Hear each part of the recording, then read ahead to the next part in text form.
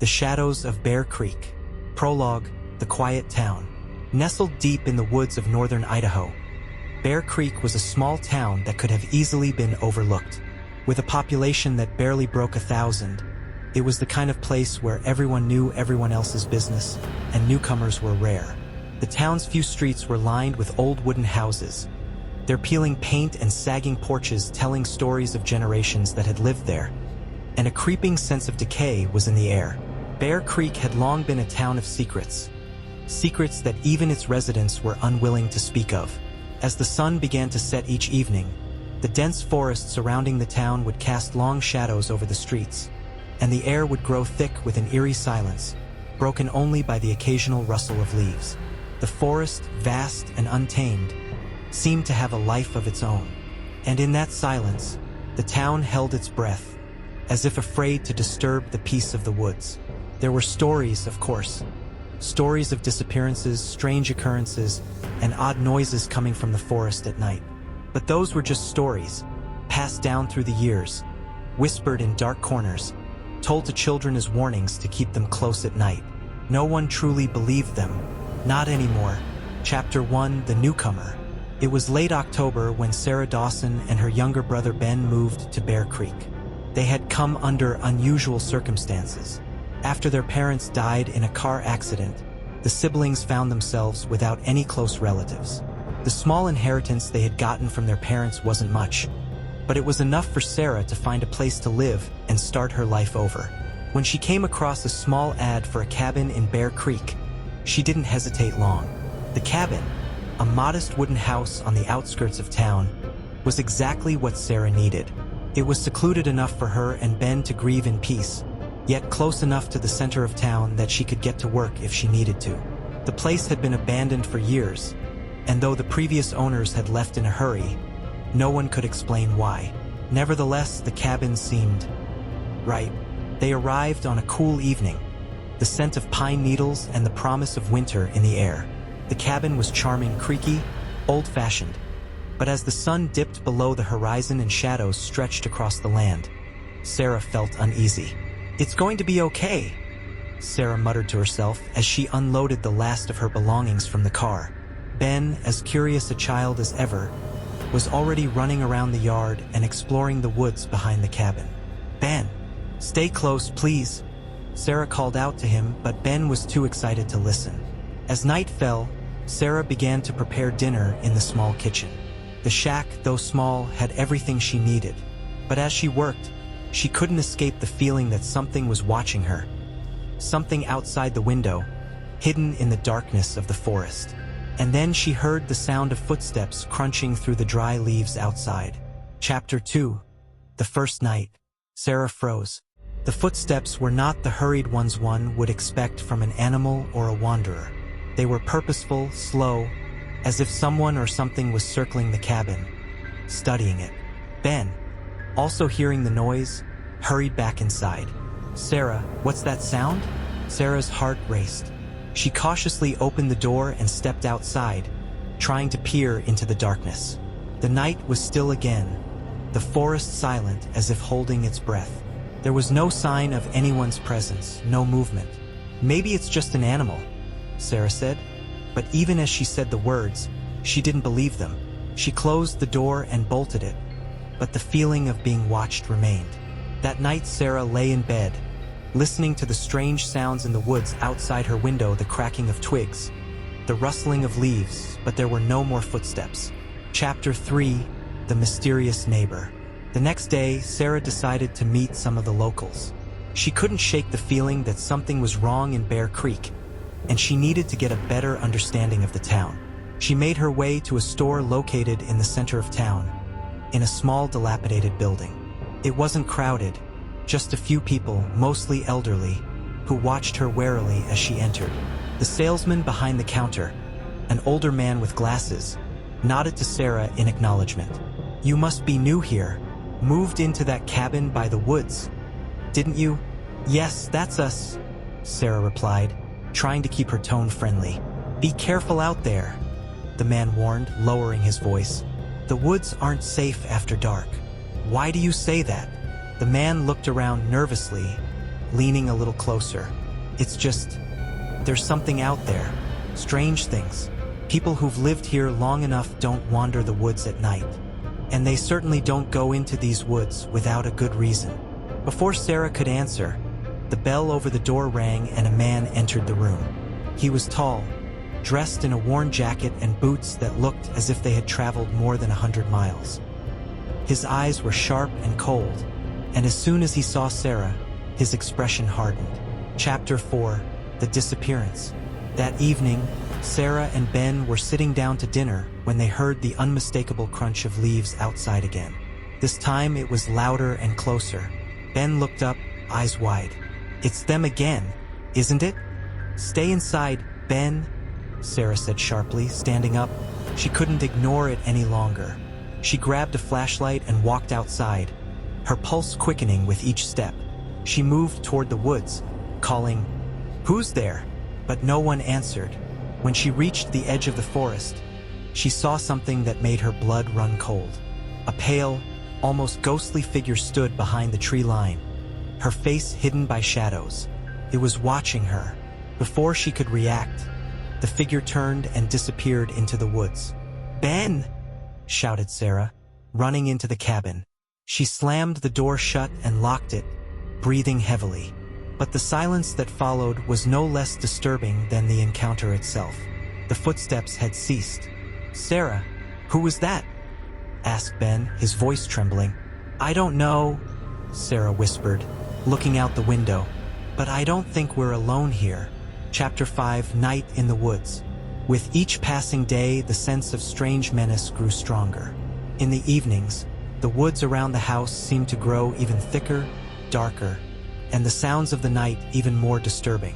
Despite the warnings of the locals, Sarah couldn't escape the feeling that she needed to figure out what was going on in this forgotten corner of the world. The next morning, after hearing strange footsteps outside the house, Sarah decided she needed to find answers, and she decided that she would go into the woods herself. Even though the idea seemed crazy, she had a feeling she couldn't stay in the dark. "Ben, stay here. I'll be back in a bit." The boy, clearly disturbed by her decision, tried to talk her out of going, but Sarah wasn't listening.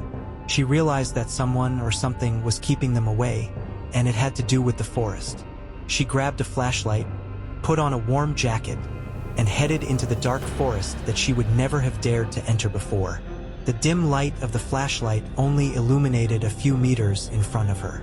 Suddenly she noticed something strange. An old, abandoned cabin standing among the trees. Sarah had never seen it before, though she thought she was very familiar with the neighborhood. The walls were covered in moss and the windows were dark crevices.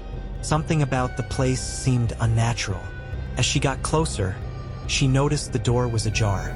Sarah, hesitant to go inside, froze, but suddenly her gaze caught something that made her heart sink. There were strange objects lying on the floor, stones that looked like victims and burnt pieces of wood. Her hands involuntarily reached for one of them, but at that moment, she heard a whisper coming from inside the hut. "Don't come in." Chapter 6: The Appearance of the Neighbor. The next day, Sarah decided to talk to the woman who had recently moved in next door.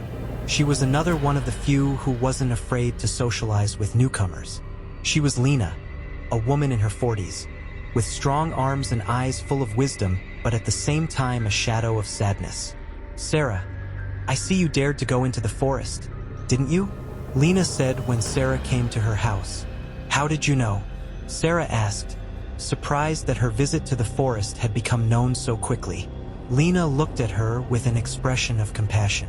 "Everyone here knows. The forest never lets go of those who disturb it. It wants something from you, and it's not a kind one." Sarah felt a cold fear run through her body. She had expected Lena to warn her, but the woman was blunt and made no attempt at comfort in her words. "You must realize that our forest is not just a piece of nature. It is old, and its powers are ancient. You and your brother, you will become part of something greater if you continue to meddle. I've seen it before." Sarah, not knowing how to respond, listened silently. "What am I supposed to do?" she asked. "Leave. Run. Before it's too late." But something in her heart told Sarah that running would not work. This forest was too closely tied to her destiny. He wouldn't let her go so easily. Chapter 7. Ben's disappearance. That night Sarah awoke to a strange sensation. She felt that something was different in the house. As she got up, she saw that Ben was gone. His bed was empty and the door to his room was ajar. Sarah's heart beat faster. She realized that something terrible had happened. Running outside, she felt dark shadows lurking in the woods as if pouncing on her. She hurried in the very direction where she had seen the cabin the day before. Everything was the same as it had been then, only now she felt as if the forest was calling to her to keep walking. With each step, Sarah felt her mind becoming more and more confused. Strange images flashed before her eyes. The whispering intensified.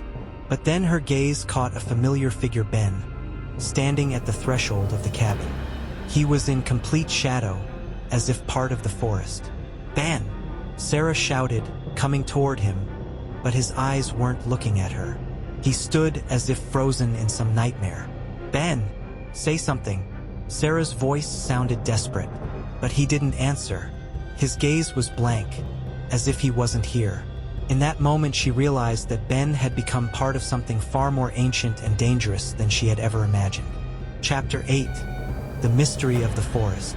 Sarah, deciding that she had to find out the truth, returned to the cabin. But now she knew she was not alone in this forest. The eternal shadows that followed her every step were part of what lurked in its depths. The mystery of an ancient forest that held something terrible and powerful would soon be revealed, and Sarah would learn that her connection to it was much deeper than she had thought. After all, her fate has already been sealed, and only in the darkest corner of this forest can she find the answer to the question that has plagued her since day one. Who or what is behind the disappearances, and why has she become part of this nightmare? Chapter 9. A Scream from the Deep. Sarah sat on the cold floor of the cabin, trying to collect her thoughts.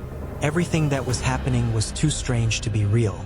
Her brother, Ben, stood motionless at the doorstep, his eyes blank as if he was under the control of someone else. The wind howled outside the windows, making an ominous noise, but the cabin was dead quiet, as if nature itself was waiting for her to make a decision. "What do you want us to do?" Sarah whispered, turning to the dark corners of the room. She felt the answers were right in front of her, but they were still hidden, like shadows lurking in her mind. Sarah stood up and walked over to Ben, trying to bring him out of his trance. But his body remained inert and his gaze remained cold and blank. She shifted her gaze to the cabin. There was more inside than met the eye. Ben had become part of something ancient, but what exactly was behind this mighty forest? Why had these creatures, these shadows, enveloped her and her family from the beginning?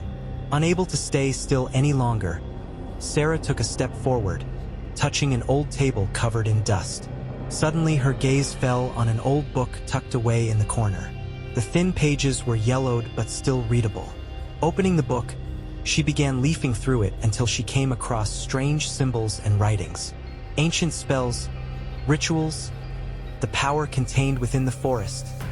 Her hands trembled as she read these lines, but suddenly she felt a glare on her. Ben was still standing there, unmoving, but his body began to vibrate slightly, as if something inside him was waking up. Sarah knew that time had run out. "Ben, can you hear me?" she screamed, but his eyes didn't respond. His body began to move as if someone was controlling him. Suddenly a sound swept through the cabin, metallic, thudding, as if something heavy was being moved at the other end of the woods. Sarah felt the ground beneath her feet shake. Her inner instinct told her to run, but her brother was there, beyond that magical barrier, and she couldn't leave him. Chapter 10. Ghosts of the Past. Sarah couldn't afford to be confused. Her mind was whirling with thoughts, but she realized that if she didn't stop what was happening to Ben, she too would be a part of this horror. Suddenly the light of the flashlight caught something strange out of the darkness. It was something without form, but moving as if the shadow itself was alive. "You have to understand, Sarah," came a voice echoing in her head. It was the same whisper she had heard the day before in the woods. It seemed foreign, yet familiar at the same time. "You and Ben are not the first. There is so much lost in these woods. Too much time has passed since we were forgotten." The voice was soft, but there was menace in it. Sarah felt cold sweat break out on her forehead as she realized it wasn't just a ghost. It was more than that. This forest wasn't just home to dark creatures. It was their center. Suddenly there was a terrifying scream from outside. It wasn't a human scream, but something else entirely, a wild, beastly scream. Sarah rushed to the window, but what she saw made her heart stop. Standing in the forest were figures that were hard to recognize as human. They were creatures with pale skin, long limbs, and eyes that burned with a yellow light. There were many of them, too many. "Don't be afraid," the same voice came again, but now it was outside the hut. "You're already part of us. You're not leaving." Sarah felt her breathing grow heavier and her thoughts become muddled. She knew she had to find a way to save Ben before those creatures consumed him completely. Chapter 11: The Forest Awakens. Sarah grabbed Ben's arm, trying to bring him out of his trance. He was like a puppet in the hands of someone who lived in the shadows. His body was cold, and despite her efforts, he didn't react. But the harder she shook him, the more the sound around him built up, stronger and stronger, louder and louder. The shadows in the woods began to draw closer, and then she heard it, a sad but clear cry. It wasn't coming from Ben.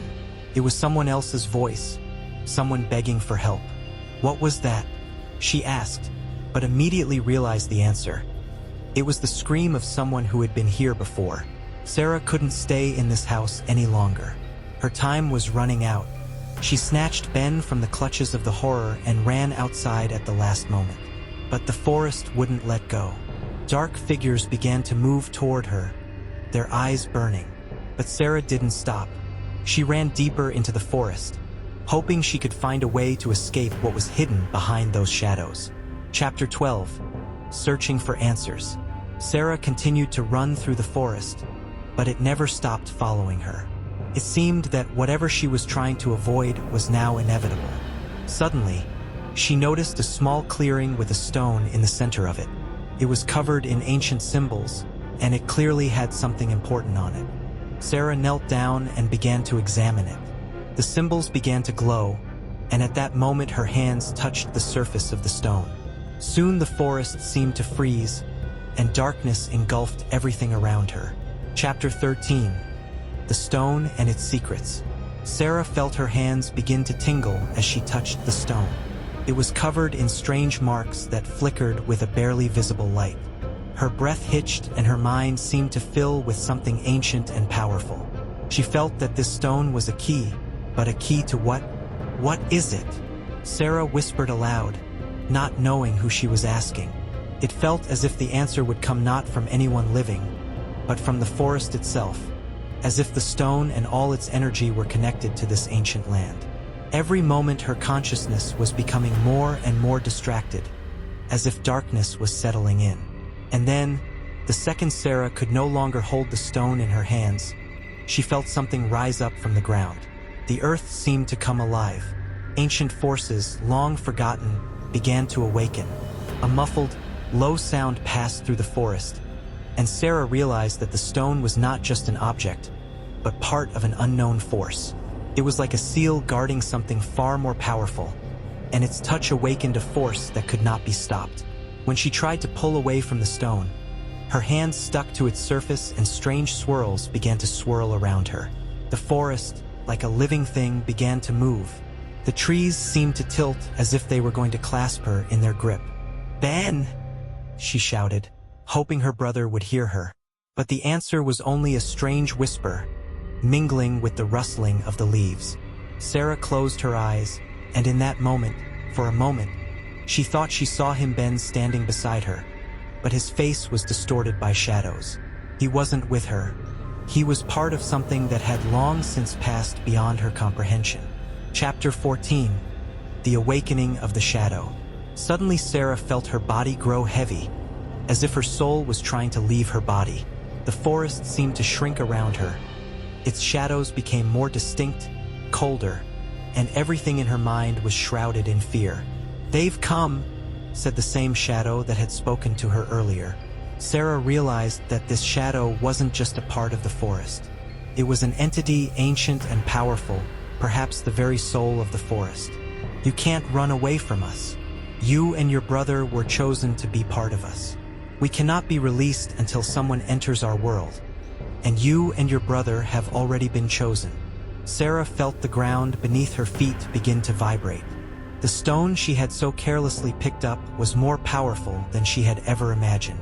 It was not just a stone, but a magical artifact that connected the forest to the human world. And now, after she touched it, the door between the worlds began to open.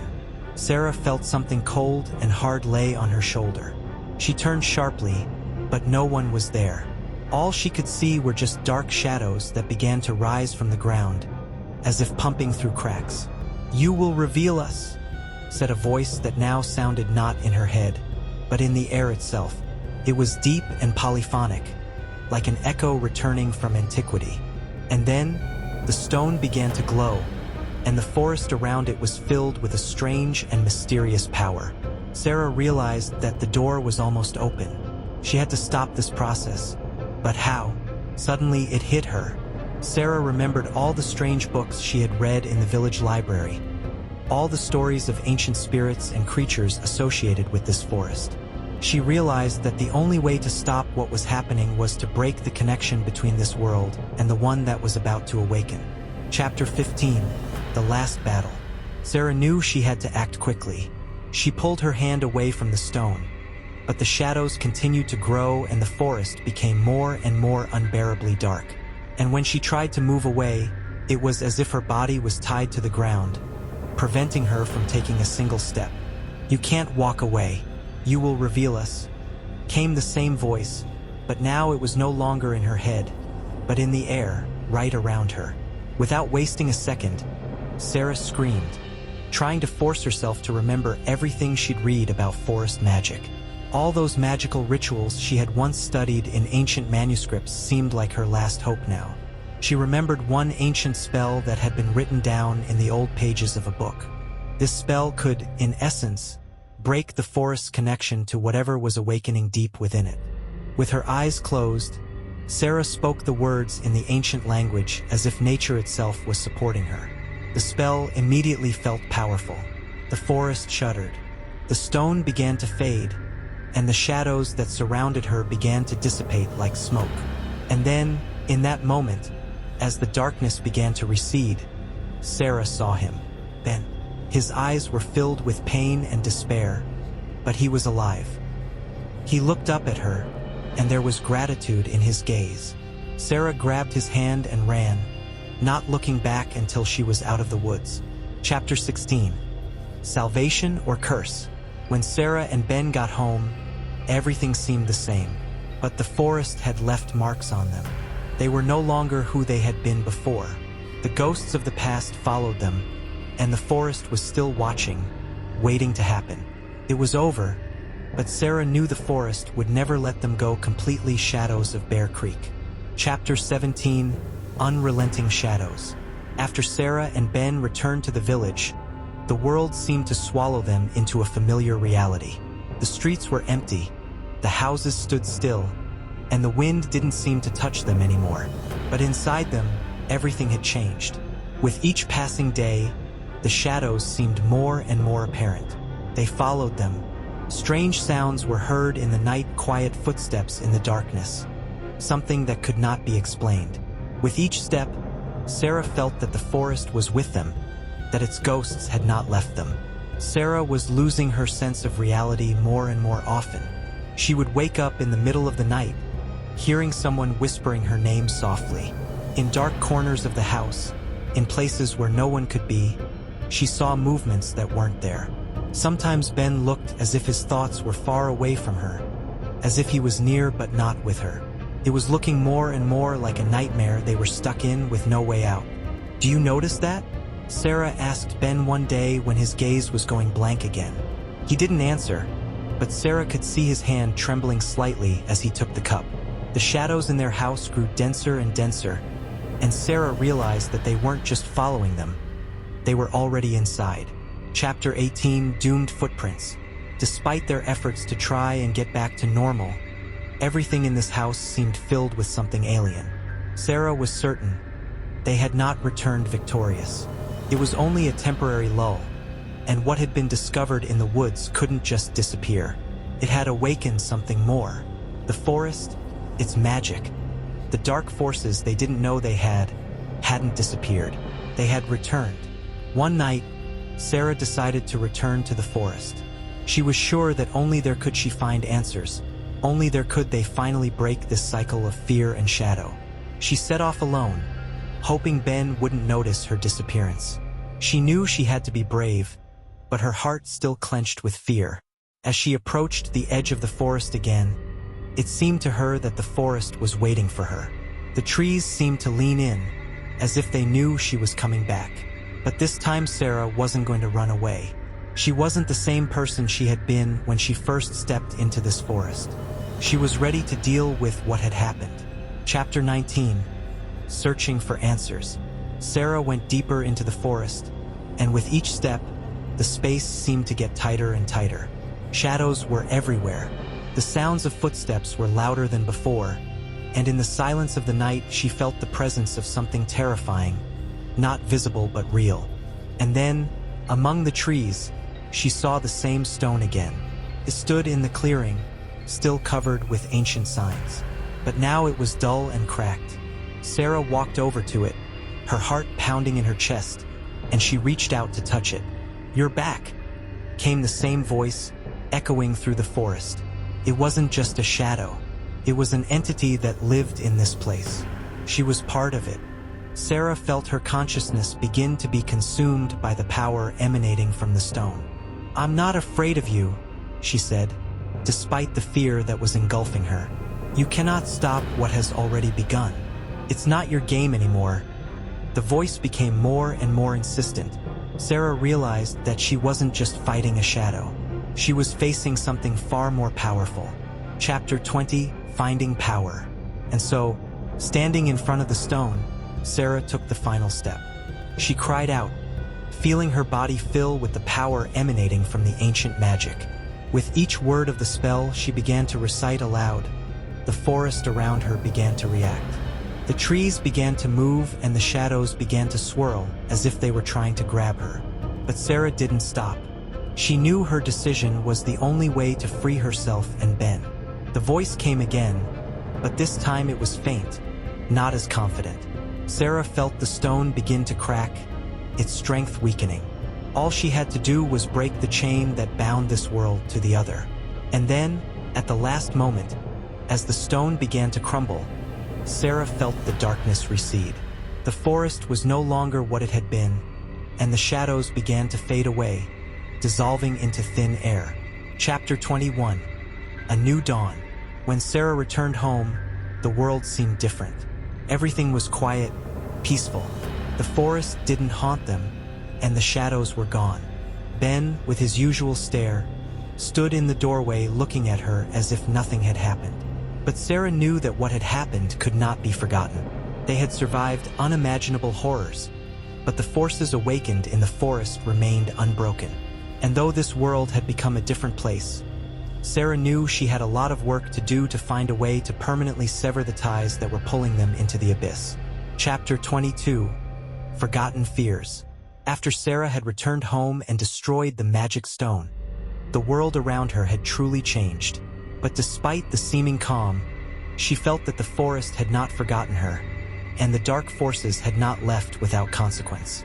She noticed strange things more and more often each day. Every morning she woke up with the feeling that something was wrong. The forest outside her window was still beautiful, but now it seemed threatening, as if it hid something unknown. Every day she felt more and more drawn back, as if the forest itself was calling to her, not letting her go. Then one night, as Sarah lay in bed listening to the quiet rustling outside the window, it suddenly seemed to her that a figure flashed in the darkness. It was a figure familiar and alien at the same time. Its face was indistinct, but its eyes she would never forget.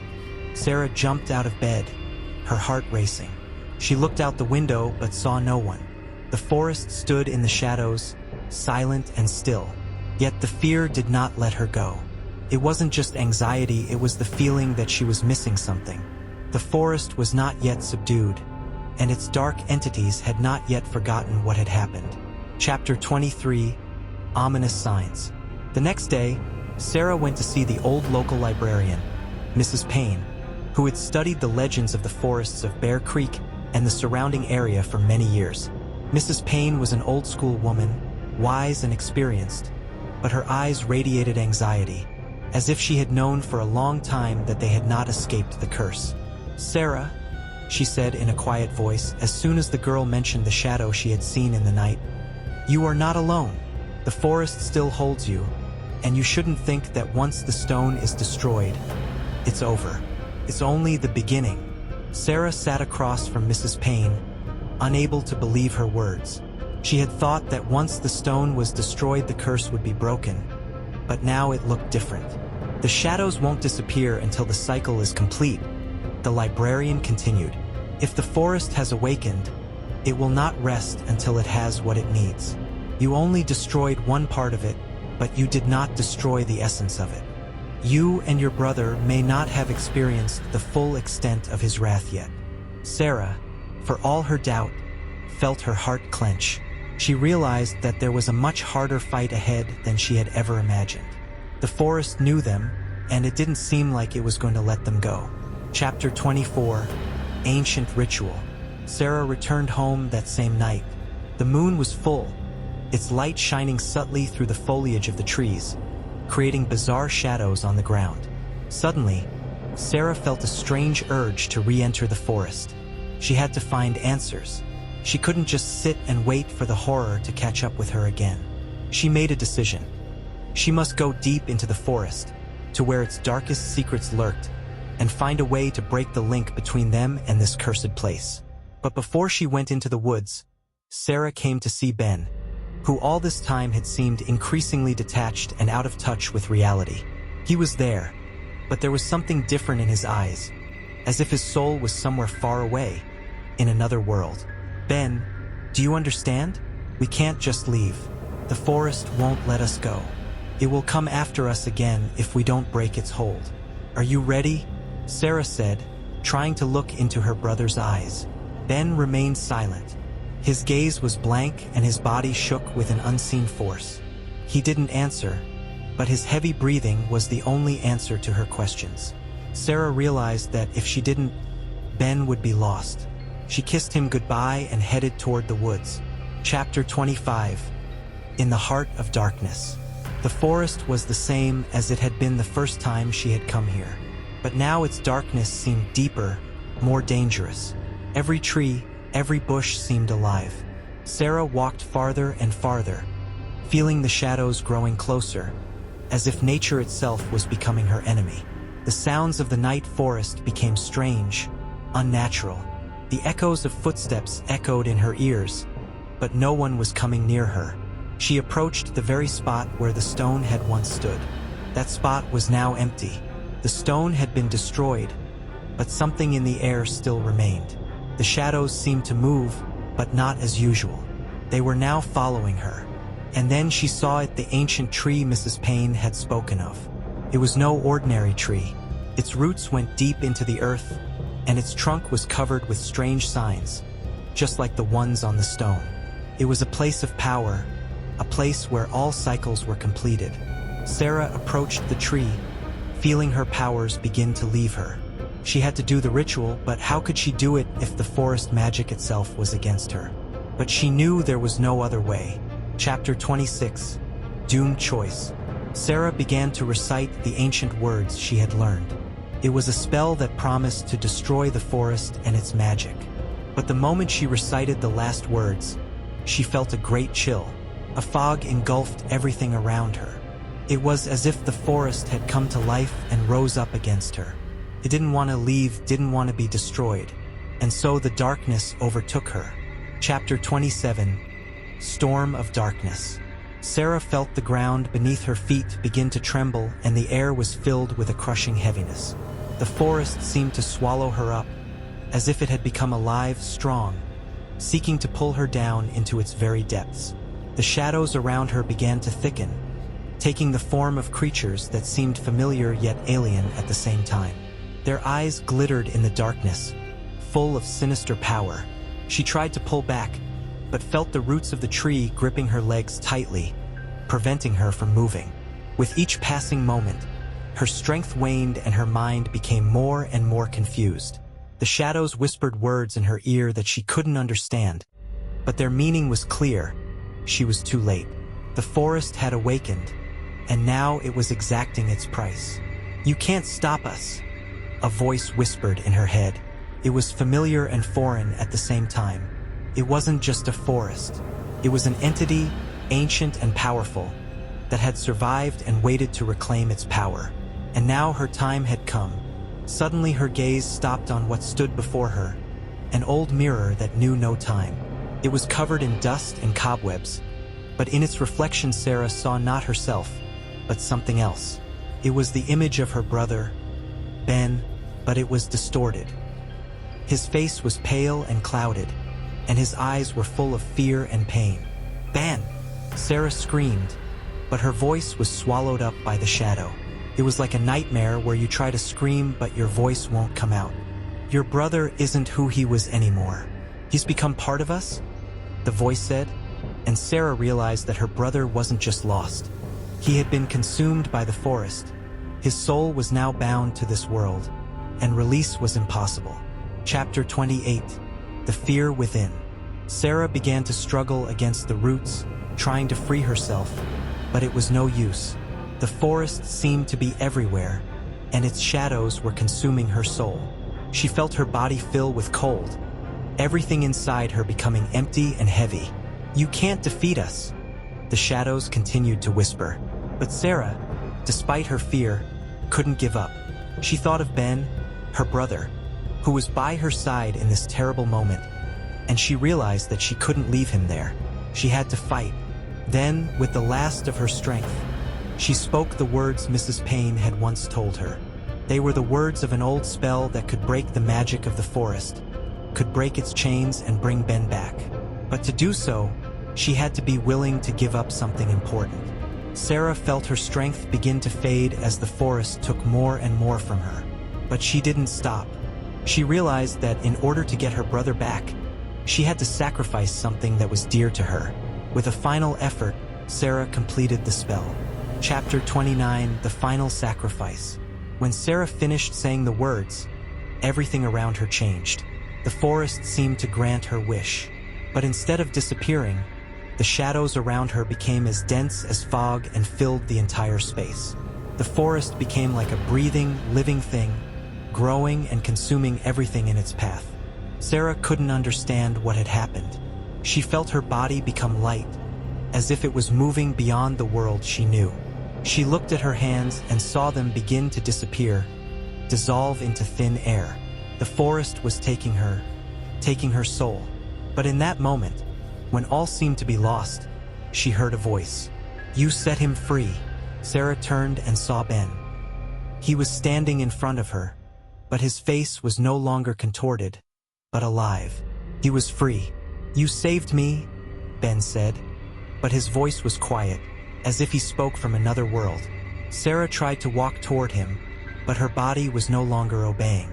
The forest that had consumed her was now becoming her eternal prison.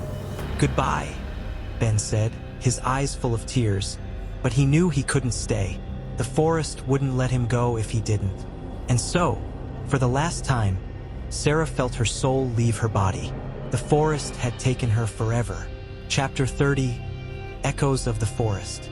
Ben returned to the village, but Sarah was gone. The forest had swallowed her up and her footprints were gone, as if she had never existed. All that was left of her was an emptiness that could be felt in every corner. Ben knew this wasn't the end. He knew the forest would never let them go. But now that he was alone, he vowed to take it all back. He knew that someday he would return to Bear Creek again, and maybe he would find a way to free his sister from whatever had cursed them. Chapter 31. The Forest Never Forgets. Ben walked back to the empty village, feeling his heart clench with pain and fear. The forest hadn't let his sister go, and he knew he couldn't forget her. She was gone, but the forest remained. He knew that this darkness didn't leave without a trace, and that Sarah wasn't the only one caught in its web. The forest was evil, deeply rooted in this place, and Ben felt it was his duty to destroy it.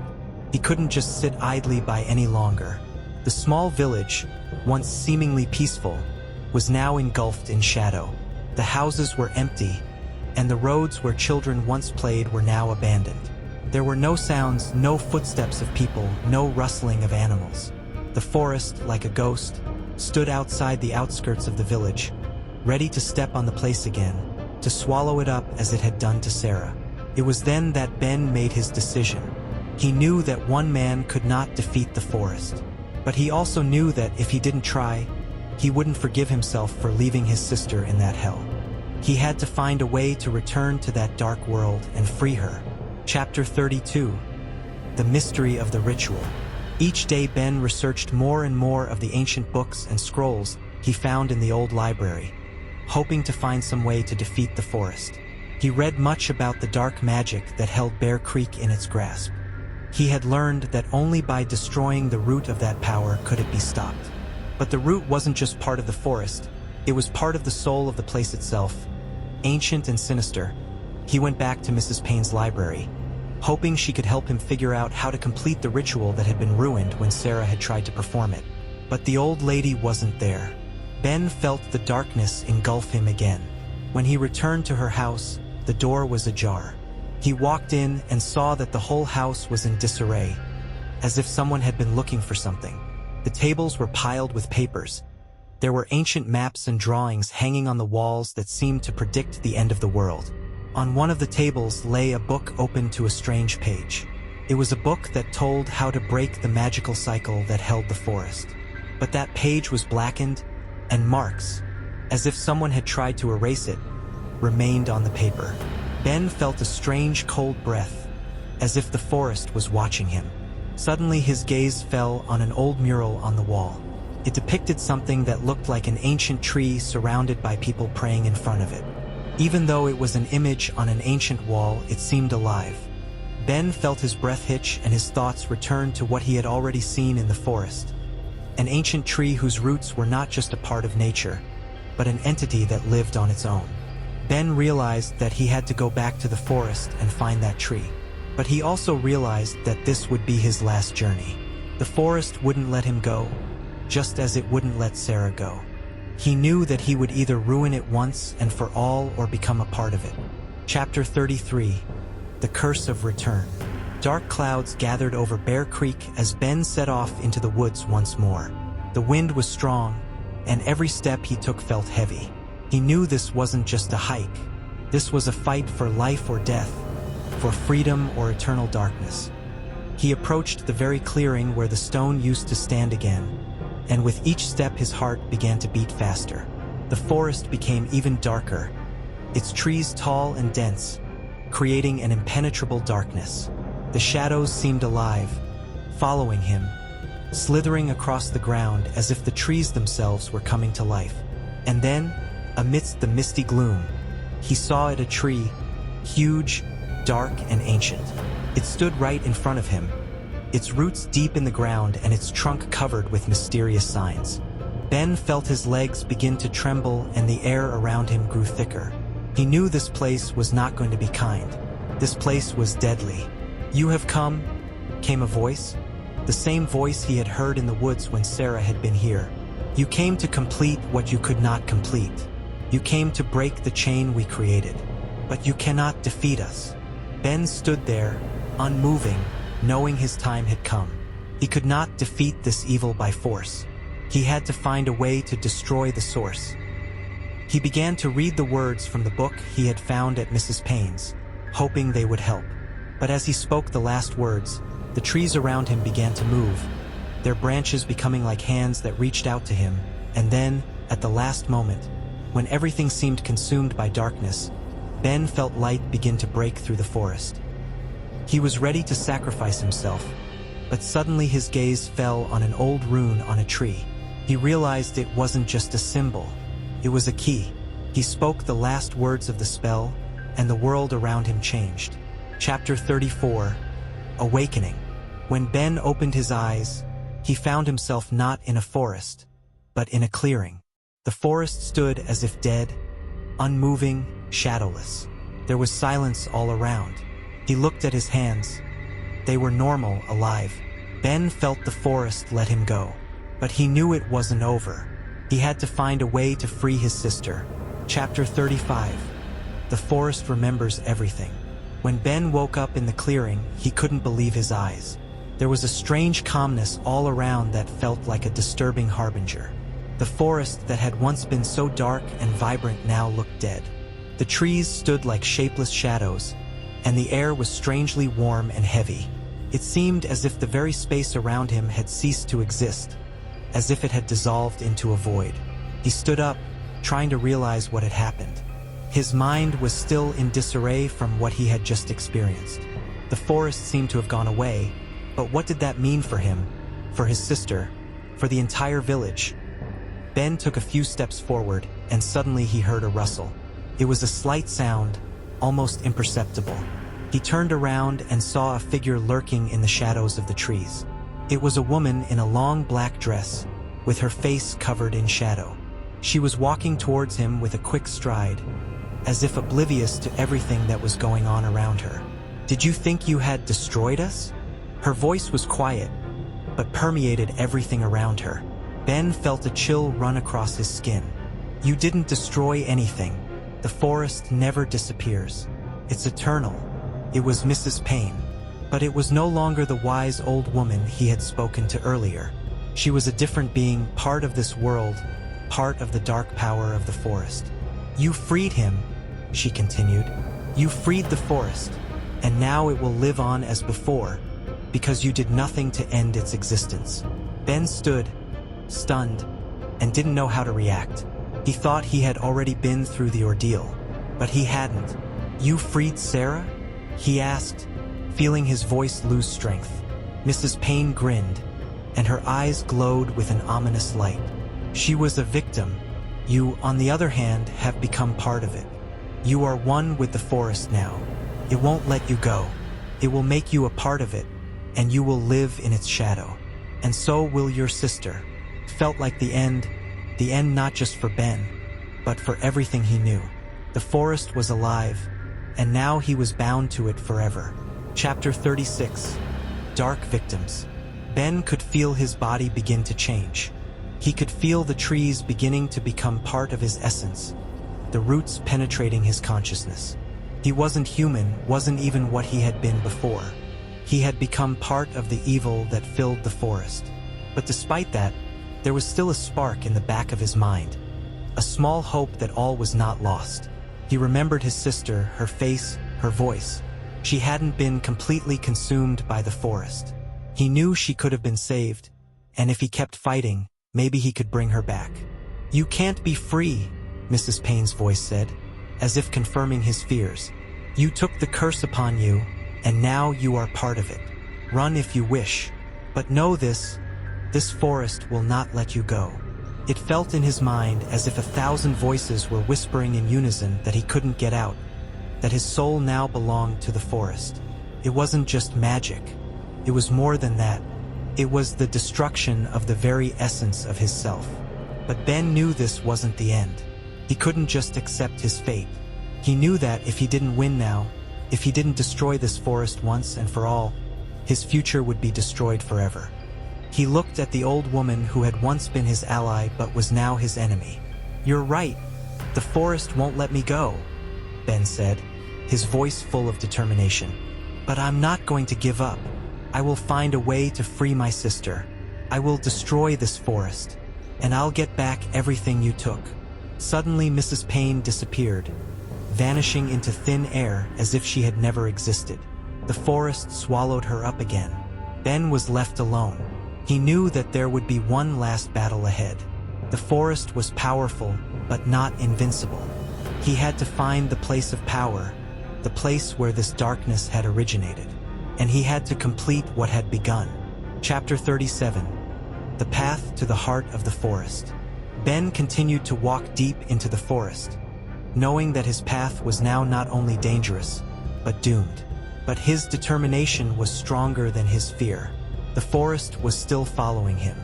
Its dark powers encompassed him, making him feel his soul draining with each step. But he kept walking. He felt that the forest was more than just a physical place. It was a living organism existing in another dimension. And to defeat it, it was necessary to destroy not just its physical form, but its very essence, the very soul of the forest. Every step he took brought him closer to the place where it all began. He knew that the most difficult challenge lay ahead, a battle not only against the outer evil, but also against that which had taken up residence in his soul. "You're not alone, Ben." It was Sarah's voice. He could hear her somewhere inside him. "You can win, you can bring me back." Chapter 38, Ghosts of the Past. Ben continued his way through the forest, and each step became more and more arduous. The forest seemed to have a life of its own. Its trees whispered, their roots pulling at his feet, making him feel the ground beneath him become a living thing. There was something ominous in every sound, every movement like a portent of the end. But despite all this darkness, there was a spark of hope in his soul. "You're not alone, Ben." He heard Sarah's voice again, which now sounded not like the last time, but like an echo in his own mind. It wasn't just a memory, but a sense of presence. Sarah was with him, not physically, but it was as if her soul was walking beside him, supporting him. He kept walking until he reached the center part of the forest, where his path was blocked by huge, intertwining roots and shrubs that seemed impassable. But as Ben approached, they began to move, parting in front of him. This wasn't just a forest, it was a place of power, the heart of this world, where all magic and darkness are centered. He stepped into the centerpiece, and the air became even heavier. The forest was alive here, and every breath of it was both threatening and invigorating. And then he saw her. Sarah stood in the center of the clearing, her face pale but her eyes burning with a living light. She didn't look dead, but she wasn't alive either. She was part of this world, part of the forest. She was the soul of the forest, and her eyes looked at him with pain and regret. "Ben," she said, her voice as light as the wind, but there was a heaviness in it. "You shouldn't have come here. The forest took me. I'm part of it now. I can't go back." Ben took a step forward, but Sarah held up a hand as if to stop him. "You have to understand, I can't leave. The forest isn't just magic. It is life. It is death. I'm part of its cycle, and you can't bring me back. It won't let me go, Ben." Ben stood, his heart broken. He had heard his sister's words, but he couldn't believe this was the end. He knew he had to find a way to free her. The forest couldn't take her away forever. "Sarah, I will not leave you. I will destroy this forest. You will not be part of its cycle. I will find a way to save you." Sarah only looked at him sadly. "You can't defeat him, Ben. You can't destroy the forest. He's part of this world, and if you destroy him, you'll destroy us both. You, me, everyone. We're all connected, and so are you." She stepped forward, and suddenly shadows began to appear around her, stretching out and forming a huge figure. The forest came alive, its shadows becoming gigantic, and Ben felt his body lose strength as his soul was once again consumed by this evil. "You've become part of us," he heard her voice, but it no longer sounded like hers, but like the voice of the forest. "You can't take it all back. You can't defeat us." Ben tried to struggle, his body no longer obeying, but determination burned in his soul. He couldn't let this evil win. He was willing to do anything to save his sister. Chapter 39. The Last Battle. Suddenly, Ben felt the ground beneath his feet begin to shake. The forest seemed to come alive. Huge trees began to bend, their branches drooping to the ground as if they were trying to grab him. The shadows merged into one, swallowing everything in their path. He knew that this was not just a display of magic, but a final act of resistance. The forest was trying to destroy him. Sarah stood before him, her face contorted as if she were split between two worlds. She screamed, but her voice was like an echo. The forest took her in its embrace, and Ben realized he had to make a choice. He could surrender and it would be over. The forest had won. Sarah was a part of him, but he knew he couldn't give up. He couldn't leave his sister in this nightmare. He had to find a way to break the cycle. "I won't give up," Ben shouted, his voice sounding firm despite everything that was going on around him. He picked up that ancient knife he had once found in Mrs. Payne's old library. It wasn't just any knife. It was a weapon that could break the bond of the forest and its victims. The blade was enchanted, and only it could awaken the last power to destroy magic. Sarah continued to look at him with despair, and in her eyes Ben saw sparks of hope. He stepped toward her, and in that moment everything around them exploded in light and brightness. The knife cut through the darkness, and everything around them began to disappear. Chapter 40, Freedom. When Ben opened his eyes, the forest was gone. Everything had become silence. Sarah stood beside him, her eyes alive, full of pain but also relief. "You saved me," she said, her voice weak but firm. "You defeated the forest." "We won," Ben replied, and felt his heart fill with joy. The forest had been destroyed. He had saved his sister, but Ben knew that wasn't the end of it. The forest was a living thing, and it couldn't disappear forever. But now, at least they were free.